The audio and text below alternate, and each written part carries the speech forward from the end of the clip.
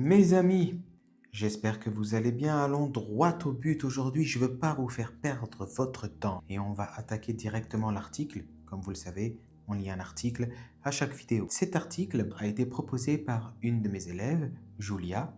Salut Julia. Il s'agit de 10 règles essentielles pour établir de bonnes relations avec ses collègues en France. Donc dans un environnement, dans un contexte français. On y va. Que faire et quoi éviter pour réussir socialement sur un lieu de travail français?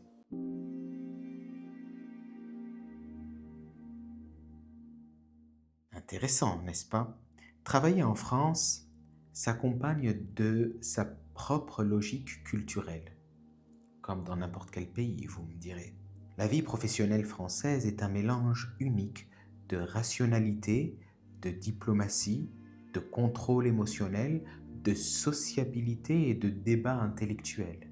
Bienvenue dans la complexité française. Ici, être compétent est important, mais savoir comment se comporter est tout aussi crucial. Les collègues français attendent de la nuance, de la courtoisie, du respect, des codes sociaux non prononcés. Pour prospérer et maintenir des relations harmonieuses, vous devez comprendre comment les Français interagissent, ce qu'ils apprécient et ce qu'ils ne peuvent tolérer. Voici donc dans cet article 10 règles essentielles, chacune avec ce que vous devez faire et ce que vous devez absolument éviter pour vous intégrer en douceur dans un lieu de travail français francophone. Mais vous savez, en réalité, je pense que c'est universel. C'est pas propre à la France.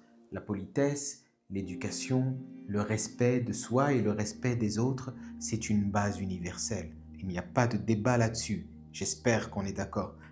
Sauf si vous avez un avis contraire, écrivez-le dans le commentaire. Premièrement, le bonjour français, un rituel quotidien que vous ne pouvez pas sauter. Bonjour à tout le monde.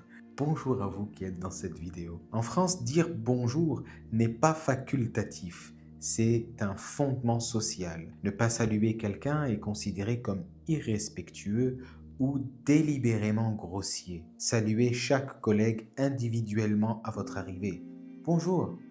Contact visuel, un léger sourire, simple mais puissant.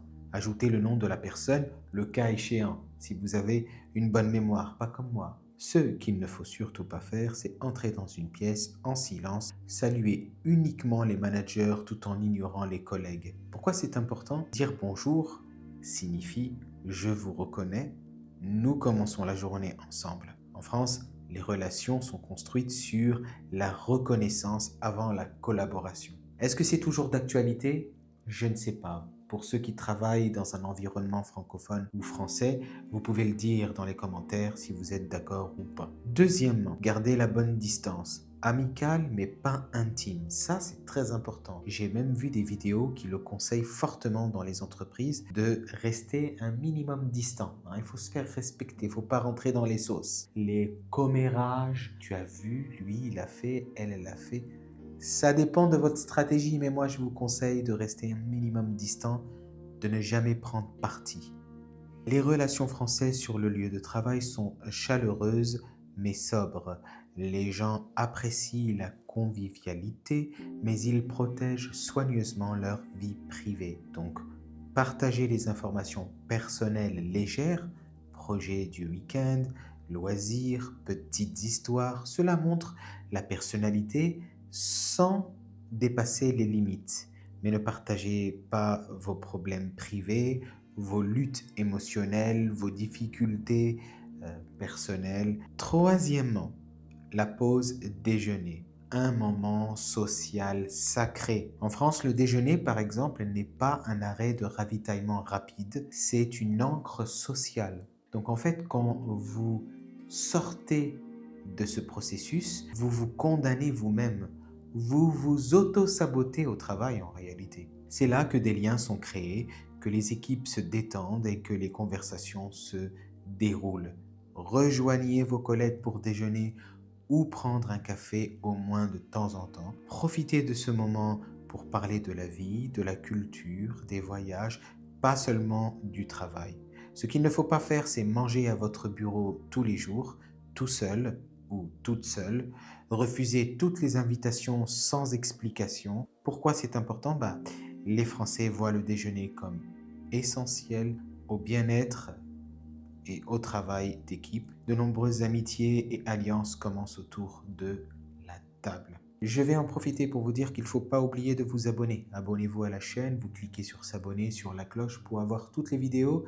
Pour mes élèves, particulièrement pour ne pas rater vos exercices et surtout avoir différents sujets, être à jour, recevoir les infos. Il faut vous abonner. Vous vous abonnez, vous cliquez sur la cloche. Quatrièmement, maîtrisez l'art de la communication diplomatique. Les Français n'aiment pas la franchise. Ouais. C'est marrant ça, parce que France, franche, être franc, être français. Avant, on payait en francs. C'était 50 francs. Maintenant, non, c'est fini. Donc, surtout pas être franc. L'honnêteté est appréciée, mais la forme compte autant que le contenu. Utilisez des expressions polies et douces. Peut-être pourrions-nous envisager. Et si nous essayons? Je vois votre point de vue, mais peut-être que, ou je pense, à mon avis, à mon humble avis, tout ça c'est de la diplomatie. Soyez le roi ou la reine de la diplomatie au travail, c'est très important. La France est une culture de débat, pas de confrontation. Une suggestion bien formulée vaut plus qu'une vérité brutale. Et à ce propos, avec beaucoup de diplomatie, n'hésitez pas à me soutenir, de me faire un don sur Tipeee, T-I-P-E-E-E. Vous cliquez sur le lien qui se trouve dans le descriptif de cette vidéo, vous serez redirigé sur Tipeee et là, c'est le moment de me faire un soutien. Pour ceux qui m'ont suggéré, par exemple, d'augmenter le prix des cours, pour eux, parce qu'ils voulaient m'aider, vous pouvez le faire sur Tipeee en réalité. Cette différence que vous estimez juste de me donner, vous pouvez le faire directement sur Tipeee. On va attaquer le 5e point, le dernier point d'aujourd'hui, c'est la fiabilité sur la vitesse, malheureusement. La définition française du professionnalisme, c'est la ponctualité qui est appréciée. La fiabilité est absolument essentielle. Et pourquoi je dis malheureusement, c'est parce que moi, je ne suis pas trop fan de la rapidité. Tenez les gens informés, donnez des mises à jour, avertissez-les si quelque chose ne va pas. S'engager à respecter vos engagements, tout simplement. Ce qu'il ne faut pas faire dans ce cas de figure, c'est disparaître sans explication, promettre des choses que vous ne pouvez pas accomplir. Pourquoi c'est important?